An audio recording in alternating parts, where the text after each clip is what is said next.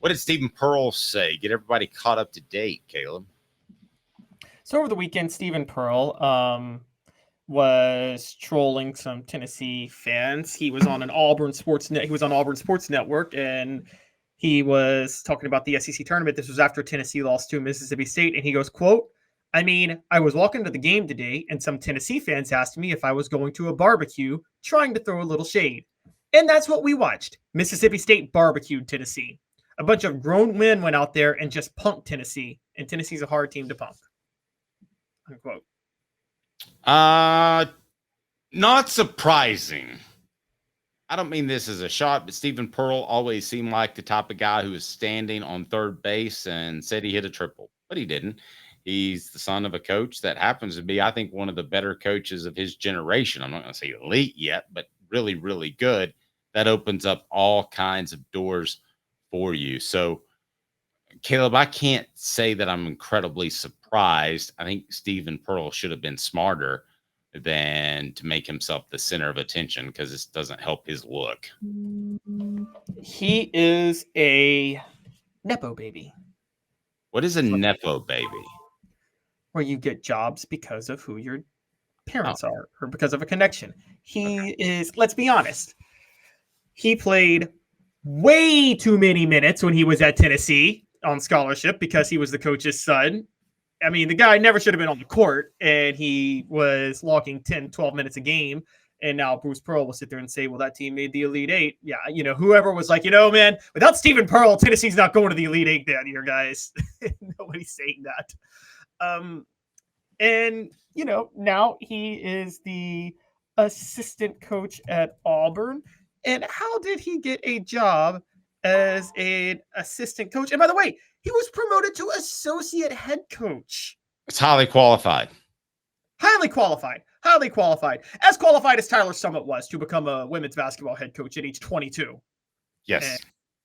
And, it's that was a time, 2007 to 2010, where you had two NEPO babies get coaching jobs they ended up not deserving in their professional careers that were kids of Tennessee basketball coaches. I'm sorry. It's this shot was a little like, one, Steven, you know as well as I do that Tennessee didn't care about the SEC tournament game. I've gone through that enough. But the other thing that kind of bothers me about this is,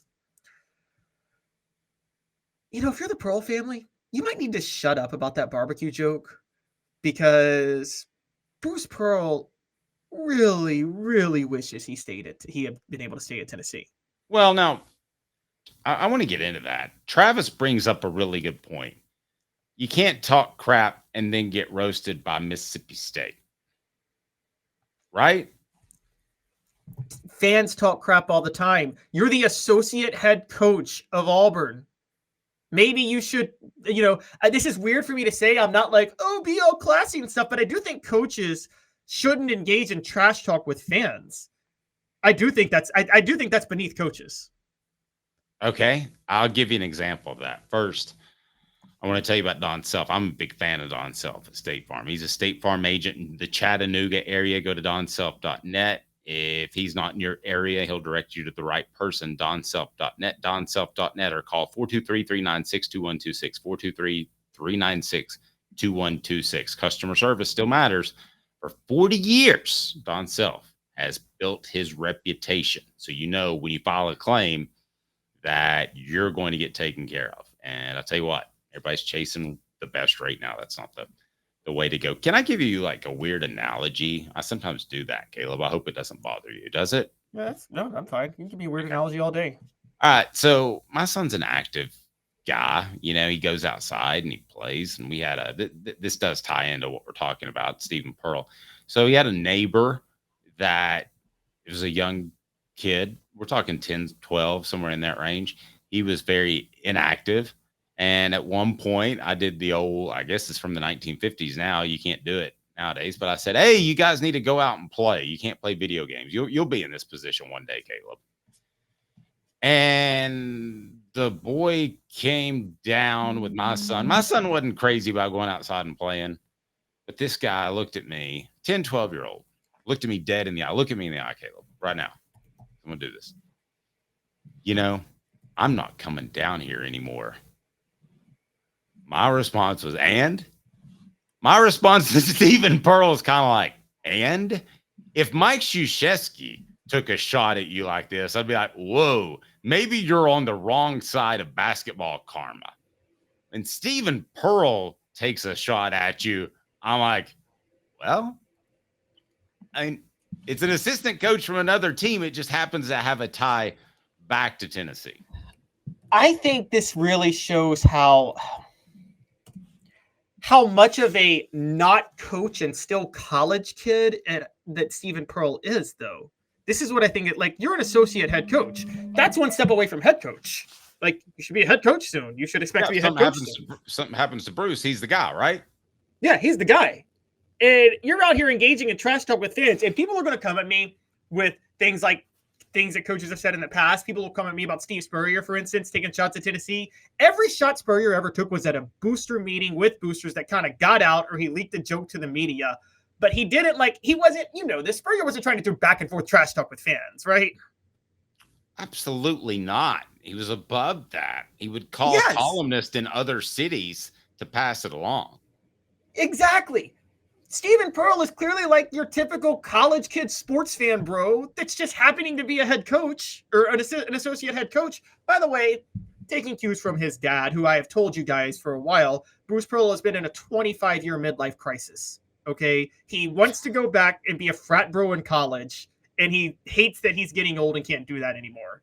And he's had a problem with that for 25 years now. And he's still in it. That's why he goes and paints his shirt or paints his chest or takes his shirt off at Auburn games and goes wild with the fans. Everyone's like, he's one of the guys. So he's trying to act like a college kid still because he's having a midlife crisis. And he's been in one for a long time. So it should be no shock that his son now still tries to act like he's a college sports fan and not a coach at age 36. Okay, this isn't a story if Florida's assistant coach who has no tie to Tennessee says something like that. But Steven Pearl lived, and I don't know if he's technically a coach, but he was an administrative assistant and a player. So he lived in Tennessee, was in Knoxville, and I think Bruce Pearl, at least publicly, has always been supportive of Tennessee. But this to me is hurtful for a lot of Tennessee fans because it's the Pearl family. So I ask you, is Tennessee's fan base completely over Bruce Pearl? It's on our YouTube page. Please vote. Because right now, out of the two options, yes, way, way gone. No, I'd still take him back, getting 75% of the vote. But it's early because I just posted it. So vote now.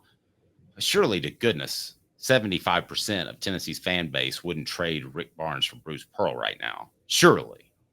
I don't think so. Given all the issues that Tennessee has found themselves in over the years, I mean, we're forgetting this. Bruce Pearl, after ratting out a player himself as an assistant, then got caught in an NCAA violation that got himself fired. And we're forgetting this. Auburn did have a postseason ban about 3 years ago because of a recruiting violation.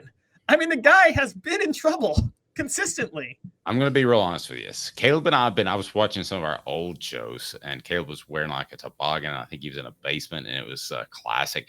But we still get to know each other after a year. I was actually trying to tee you up because I thought you'd say, of course they'd bring Bruce Pearl back. I would.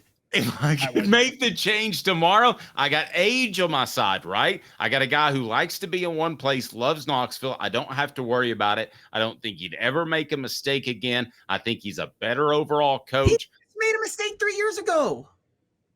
That was a little one. That was a bigger one than the one he made at Tennessee. And also, you keep bringing up age. All right. Don't make the body shame, but... Okay, yes, Rick Barnes is older than Bruce Pearl, but once you hit your 60s, you know this. A lot of it is your health. Who looks healthier to you, Rick Barnes or Bruce Pearl? Take the number out of it. Who looks healthier? Rick Barnes looks like he hits the Bible, and Bruce Pearl looks like he hits the bottle. So even though Rick Barnes is 70 and Bruce Pearl is, I do believe, 65, 64, something like that. I think he was... Yeah, he was born in 57, right? So I think he's 60. I didn't realize he was that old, honestly. Actually, hold on. I don't want to. I'm not going to. Yeah, if we're doing this, I got to get Bruce Pearl's age right. I'm sorry, he's 64. He's 64. Oh, wow. No, I actually didn't realize he was that old. He So turned 64 yesterday. We're looking at this it was now. his birth. I thought it was his birthday on Sunday. I thought it was St. Patrick's Day, but I could be off by a day. Now 64 years old, so maybe that's not a big difference. Yeah, I'll give you that. Age between those two and probably the health of knowing them. Yeah, Rick Barnes is probably a younger 69 than Bruce Pearl is a 64. I think Rick Barnes has the health of an average 55-year-old man, honestly. And he's 70. He's going to be 70. I mean, he looks really, really healthy for his age. And I think he takes care of his body. You're right. I think Rick Barnes is very religious. And sometimes people that are very religious, when they're not, sometimes they'll be like Hugh Freeze and pick up prostitutes all day and use religion to cover. But sometimes they'll be like Rick Barnes. And I think for Rick Barnes, he's so truly deeply religious. I think it creates a Zen-like mentality for him. Does that make sense? He's almost like fully at peace with himself.